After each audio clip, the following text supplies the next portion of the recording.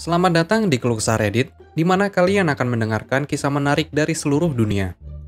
Kali ini adalah beberapa kisah tentang tema malicious compliance yang singkatnya memberi pelajaran kepada seseorang yang ngeyel alias kolot. Berikut ceritanya. Cerita pertama. Naik kereta. Pasti bos. Aksi malicious compliance ini terjadi beberapa tahun yang lalu. Aku berada dalam pekerjaan yang membutuhkan perjalanan terus-menerus antar kantor sehingga aku diberi mobil. Suatu hari aku diberitahu oleh manajer bahwa aku akan bekerja di satu lokasi untuk waktu yang lama, dan karena itu harus mengembalikan mobil.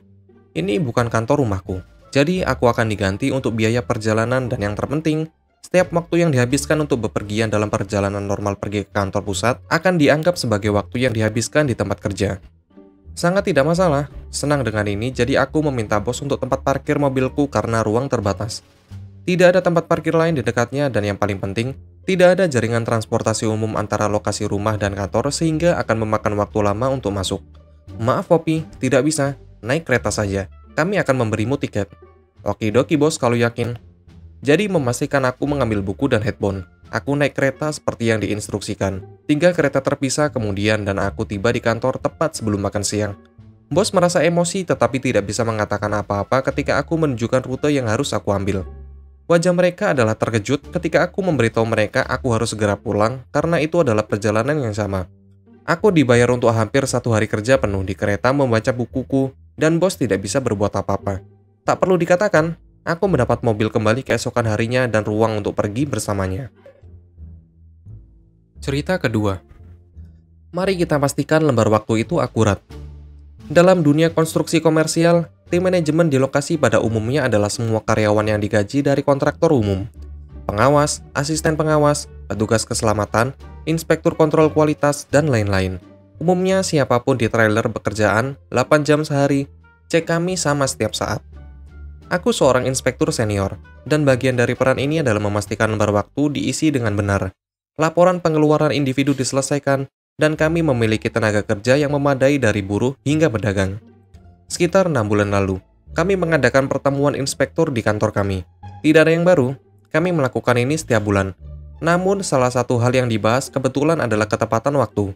Kami diberitahu, timesheet kami harus mencerminkan 8 jam sehari, terlepas dari berapa lama kami di sana. Dan mereka harus dikirim paling lambat pukul 9 pagi pada hari Senin, atau cek akan ditahan atau terlambat minggu itu. Bagiku, lembar waktu selalu tampak berlebihan karena cek kami tidak berubah. Dan kami biasanya melihat aplikasi yang harus diunduh yang membuat kami masuk dan keluar secara otomatis menurut lokasi kami relatif terhadap site. Setiap orang selalu datang sekitar jam setengah 7 pagi. Meskipun kerja tidak dimulai sampai jam 7 pagi, sebagian besar dari kita berada di sana sampai jam setengah 5 sampai jam setengah 6 sore. Itu hanya sifat natural dengan proyek 50-200 juta dolar. Kami membuka gerbang dan pintu lebih awal untuk subkontraktor, bersiap untuk hari itu dan kami siap berangkat. Pedoman menjaga waktu ini diulang beberapa kali melalui email, jadi aku memutuskan kami harus mematuhinya. Aku memiliki 2 asisten supers, seorang superintendent, 2 petugas keamanan, 2 petugas quality control, dan 2 asisten admin. Di trailer pekerjaan, itu 10 di trailer. Aku juga memiliki 12 awak buruh laki-laki, 14 tukang kayu, dan 2 mandor perdagangan. Itu 38 lembar waktu, dan semuanya, dan 13 laporan pengeluaran, bersama dengan laporan jarak tempuh acak, lebih dari 51 laporan individu. Itu baru 1 proyek. Seluruh perusahaan memiliki sekitar 40 proyek yang sedang berjalan saat ini. Jika kami telah menggunakan Outlook, kami tahu bahwa kami dapat menjadwalkan email untuk dikirim pada waktu dan tanggal yang telah ditentukan. Jadi inilah yang kami lakukan. Kami semua bertemu di tempat parkir sekitar 1 blok jauhnya dari lokasi. Aplikasi kami mencatat kami saat kami memasuki lokasi kerja. Pada jam 7 kurang 5 menit, kami semua OTW dan tiba di lokasi pada jam 6 kurang 4 menit sampai jam 7, dan kemudian membuka kunci gerbang. Pada titik ini, ada sekitar 200 karyawan lain yang berdiri di sana dengan peralatan atau duduk di kendaraan mereka menunggu pintu gerbang yang akan dibuka. Begitu dibuka, orang-orang ini pergi ke salah satu dari 17 lantai gedung itu, menunggu giliran untuk lift konstruksi hidromobil yang sangat lambat. Pada saat mereka bersiap untuk bekerja, jam sudah menunjukkan jam 8 pagi. Pada jam setengah 4 sore, gerbang pejalan kaki dikunci, dan semua personel harus keluar dari gedung dan lokasi.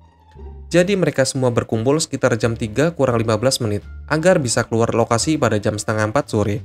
Ini mengurangi produksi dari sekitar 7 jam sehari, memiliki sekitar 5 atau sekitar 500 jam produksi per hari. Aku juga memiliki asisten supers, dan AA mulai menjadwalkan lembar waktu dan pengiriman laporan. Satu setiap menit, dari jam 8 sampai jam 9 pagi pada hari Senin pagi. Dari apa yang aku dengar, super senior lain yang aku ceritakan tentang ini mulai melakukan hal yang sama. Hilangnya produksi dan bunyi email baru yang mengganggu setiap menit membuat pedoman baru mereka terjepit dalam 3 minggu. Lembur disetujui untuk karyawan per jam, dan pekerjaan Sabtu disetujui untuk subkontraktor. Sehingga kami dapat kembali ke jadwal dan menebus kurang lebih 7.500 kehilangan jam kerja produksi hanya dari proyek kami saja. Ketika ditanya tentang hal itu, aku hanya menyatakan aku mengikuti instruksi, persis seperti yang diberikan. Tidak ada lagi pengelolaan mikro. Cerita ketiga. Ya, secara teknis itu minuman.